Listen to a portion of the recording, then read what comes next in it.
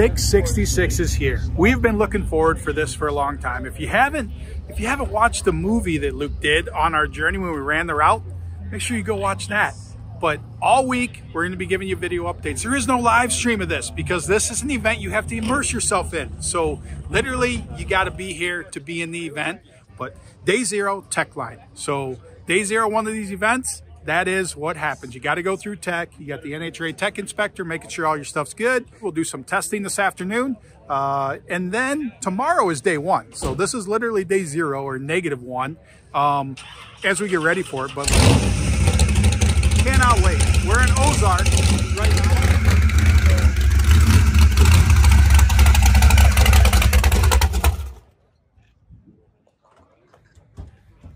Gotta love when the NA guys come. So, but we're at Ozark Raceway Park. This is a cool historic track. Like, I mean, it's almost like you're in a log cabin setting back here. We're way back in the woods and in the field, and this too. Like, we actually have 6 tracks. Like, normally an event would be 4 tracks over 5 days. We have 9 days. 6 tracks, 6 different tracks. No drag and drive's ever done 6 tracks during an event. So this is the first event of its kind. It actually is visiting 6 tracks. It's also one way because we're covering as much of Route 66 as we can. So therefore, we don't want to circle around and come back. We want to get as far as we can. But today we're at Ozark and for Tech Day. Tomorrow, day 1, we'll be at Ozark. Day 2, we're going to Mocan. Day 3, Tulsa. Day 4, there's a couple of drive days too, and then Albuquerque. So yeah, we got drive days in there. We got Albuquerque. We're going to Roswell, New Mexico. It is going to be awesome. We got, whatever, 300 of our buddies here, and this is like the coolest family road trip, dysfunctional family road trip that you could ever experience, because we thought when we did Death Week last year that that was like, how can you do any better? Like, it was so cool, so amazing, everything that we saw. And then Route 66, and it's like, holy hell, it is crazy cool. And like, because this isn't just the bypass, this isn't that little part or whatever that you catch, it is a tourist attraction. This is the abandoned, desolate road, and literally you're in the middle of farmland. I mean, just, man, stay with us every day for the journey, because like, it is going to be so cool. The stuff we're going to show you and the stuff that you do. If you're not here with us, well, I mean, come to the track and see us. So you'll see this video this morning. This morning for you is tomorrow morning for us. So yeah, we're racing the Mocan, or we're racing here at Ozark. And if you missed that, go look at the dates and go visit us at the track and look at the crazy contraptions, like all the variety of cars and all the coolness that is doing this journey with us. Like, it is, I mean, I'm tearing up. This is going to be so cool, so emotional. So I'm out on the tech.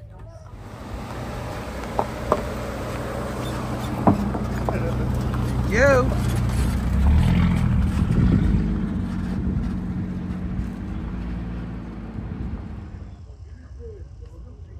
This week, 666, we are running the Ramcharger. If you know from an old video, so we did this build for Dodge. It's got the Hurricane engine in it, so it's the twin turbocharged straight 6 that they put in the Grand Wagoneers.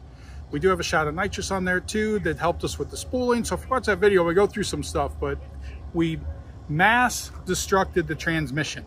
So it took a while to get another transmission, but we did get the transmission in time, and we did send it down to simple speed. So John went through it, stepped up the transmission so that it can handle more power, because we're hoping not to have that breakage issue. East Coast Driveline got us another drive shaft for it. Now we got everything back together in time to drive it around the block and then bring it back in so Bobby could put an exhaust on it, because we just had a straight pipe coming down and didn't want to do 1,300 miles with that straight pipe coming down. So Bobby put an exhaust to get it back towards the rear axle to quiet it down a lot. So we didn't do anything, and then next thing you know, we had to put on a pilot truck so it could get shipped down here to start the event. So it doesn't have any passes on it. Aiden did log into the transmission to make sure that we got a high enough rev limit on it so that hopefully we don't put it into limp mode. We're hoping to get a test pass with it today to at least get off the line and try and come up with some baseline. But once again, 666 is 8th mile. So like, there's a helmet for winning the event, and there's a helmet for the top tourist. I can tell you which helmet is probably, well, we'll say they're equally coveted, but the top tourist helmet was the most coveted helmet at Death Week because we have tons of checkpoints. We're driving Route 66, so I mean, that's amazing on its own. And the top tourist is the person that is the top tourist. Who took the most advantage of the situation? Last year, Grubik, or what's Danny Grubik? How do you say Danny's last name? Grubauer or something. Grubauer? I don't even know if it's got silent He letters won because he took a detour to the Space Needle. No, he didn't win. Oh, no, the Williams He took won. a detour to the Space Needle. He still didn't win. Oh, and he still didn't win. Yeah. So the Williams won because they went to everywhere that they could go to and took pictures with everything. This is like chasing the largest ball of yarn. So, but either way, that is a big part of this, is the tourist and the adventure part of it. And that's what's awesome. You got 300 people, 300 cars here that are all running the route and just having a great time. But onto the Ramcharger. It has no cage, so we are limited to 730, 731, 739, something like that in the 8th mile. So we will not be able to do the potential of what we think the Ramcharger can do, but we will sort some bugs out, get some of that street driving in, and then more than likely to continue with this, we're going to at least have to put some form of roll bar in it so we can go a little bit faster based on what the vehicle can do. But hey, we're here to have a good time, test some stuff.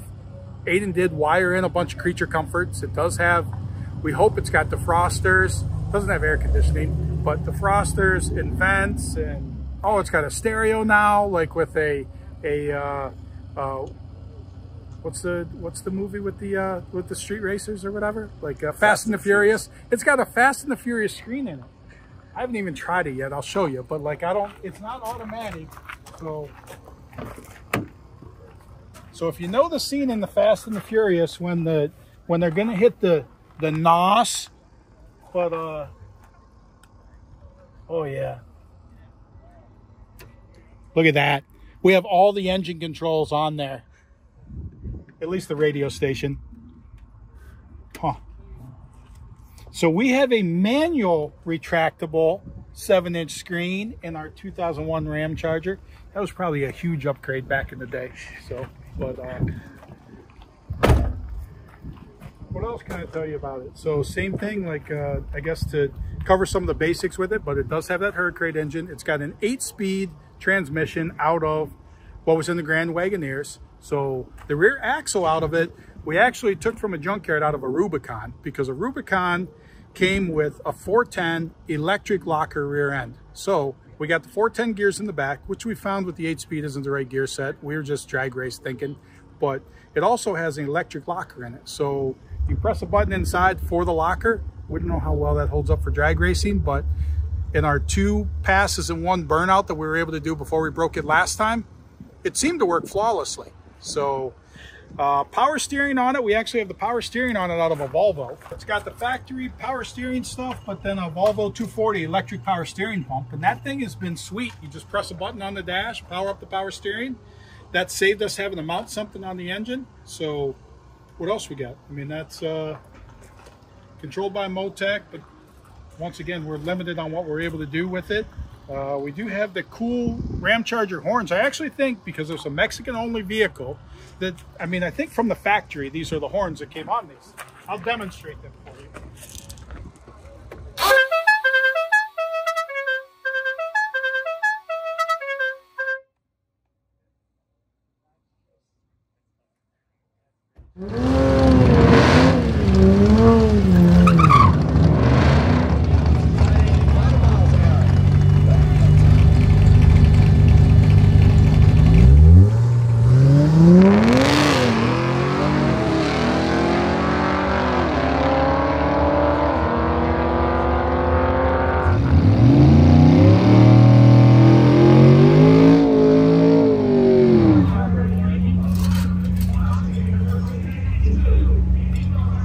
Drive shaft is rubbing, so we gotta look at that. Some of the last minute stuff we did with the some changes to the pinion angle or whatever, like at the last minute before we left, and obviously that was enough to let it rub.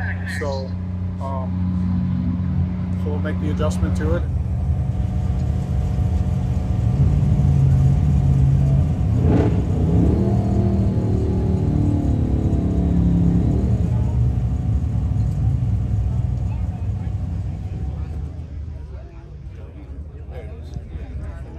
I'm Steve Morris. We're at the 666 race. This is my Trailblazer. Let me tell you all about it. So this Blazer is something, this is my own personal car. So I've had this for a little over 10 years now, I think. No cage, no nothing. This is just a daily driver, but it does have my Stage 2 LS3 engine with a single turbo, which is right here, right down here in my foot is where the turbo is mounted in this car. And I wanted to do that way back in the day, because like I said, we built that whole thing about 10 years ago, and I wanted to do it all so it was, when I popped the hood, it was just pretty subtle. Now, it's not as subtle anymore as what it used to be, because it used to have a stock manifold on it. Well, now it's got a billet intake manifold on it. Let me show you that here real quick. So, like I said, this is one of our Stage 2 engines. This one actually has a little upgrade because it has a Brodix cylinder head on this one. The LS3 cylinder head has one of my billet intake manifolds on it now. And you'll notice that this is the intercooler. So it's a heat exchanger style intercooler. So there's heat exchanger core up here. AC blows cold freaking air all the time. It's just awesome. Pump gas, the whole deal.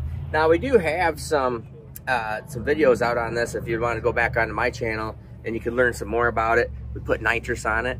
Put nitrous on it because when we went out to test, I don't have a trans brake in it any longer. I used to, but I wanted to just make this straight out street driver. I just wanted to drive it, you know.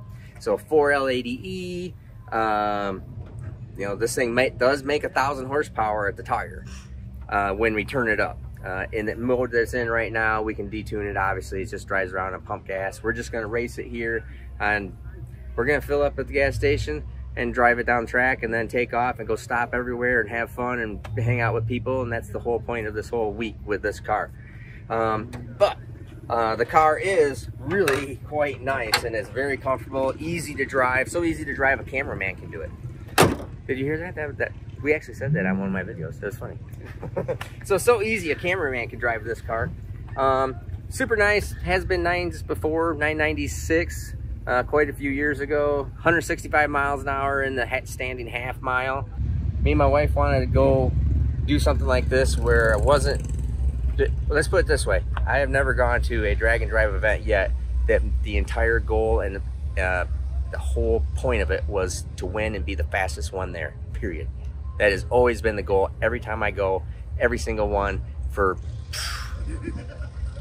12 years. 12 years now. We came to this one. I don't care how fast it goes. I really don't give a crap. We are just here to have fun.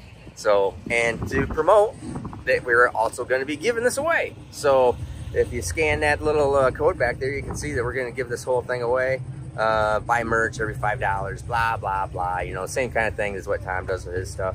But this is a really unique car. So this whole trip is just going to be a fun deal that we're really looking forward to. So if you're around, you can post this up real quick. If you guys are around, you guys can feel free to come over, talk to me, because I plan on not being stressed whatsoever. So you can come over, say hi, whatever you want to do. But other than that, I think that's about it.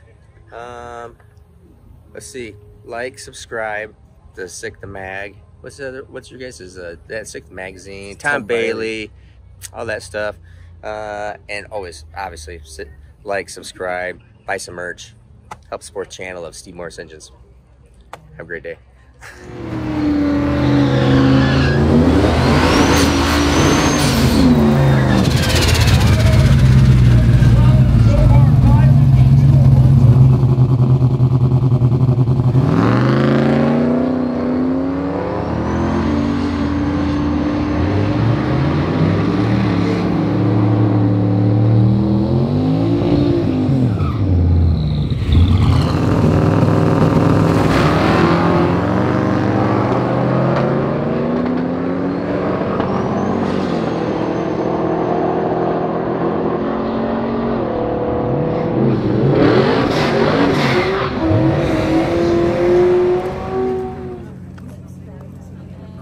It's day 0 because we're tech day, tech and testing day, but today also starts the giveaway for the Nash. So the gasser giveaway is over. So the lawyer is in the process of contacting the winner. So you know what?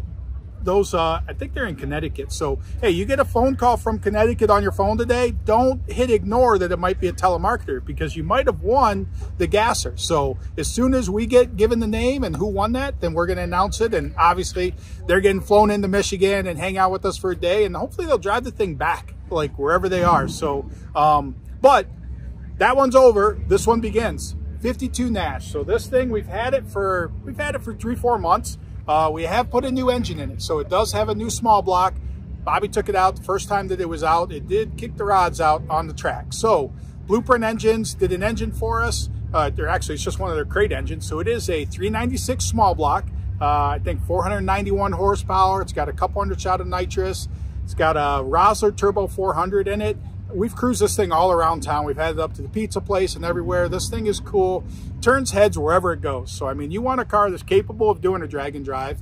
No problem there. You want something that when you show up at the car show, everybody's like, what the heck? Like, I mean, it looks like a spaceship because the wheels are like, the front tires, it's all flat. And that's what's cool about these Nashes. It's like little low to the ground, flat, cruises perfectly. It's nice and roomy inside. Every dollar you spend over on the merch site, get you an entry for it. There's also bonus entries that happen. There's also subscription to the magazine, gets you entries. And as always, if you are a subscriber to the magazine, you always are entered in these contests automatically. So anytime we do a giveaway, you're automatically in. So that is another reason to just always be a subscriber to the magazine, because anything we do, hey, you're automatically included because you're the reason for all of this. The magazine is the backbone of what makes all this happen. So get over to the magazine, subscribe.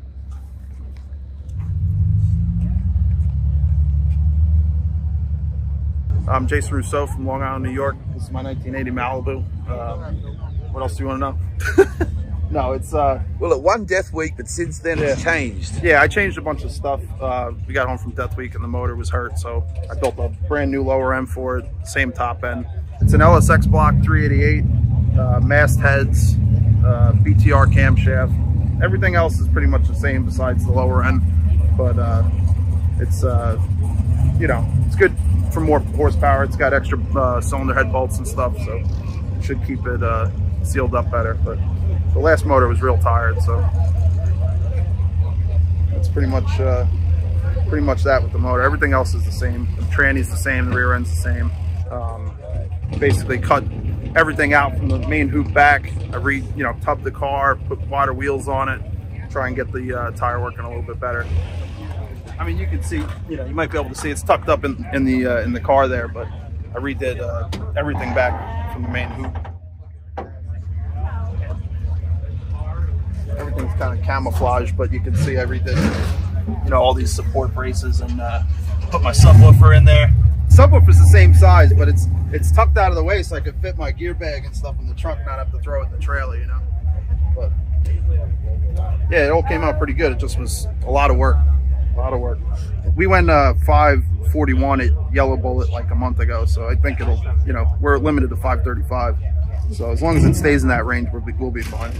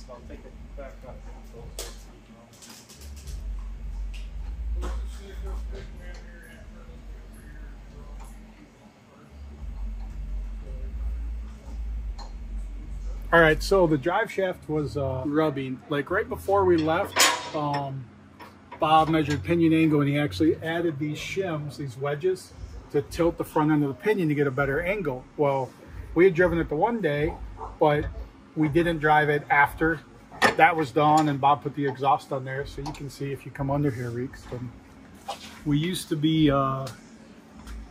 dumps right here with the exhaust that just came straight down, and that was our roadkill build.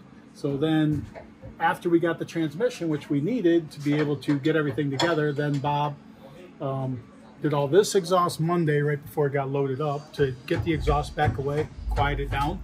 So this was at least a short-term fix to get it out of the way. So, but what we had is there was, I don't know where the piece of metal went, but there was this brace right here that this is what we cut off. So you can see where it had rubbed on the drive shaft. And that's what I was hearing. I was actually thinking the drive shaft loop possibly was rubbing, because that's all brand new as well. So that if we break something again, then it doesn't get into the fuel tank. But it was actually rubbing right here on the this brace that went across. So we came here to 417 Motorsports, which Blake actually is who built the ice cream truck, the original builder of the ice cream truck. This is his shop, and he's Springfield, so he's real close to the track.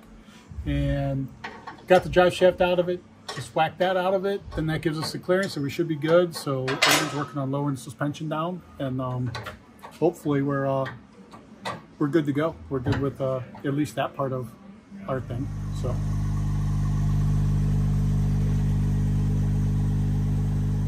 All right, day 0 is a wrap. So we are at Blake's shop taking care of the Ramcharger, and we'll be ready for day 1 in the morning, and that's it. We'll see you at the track.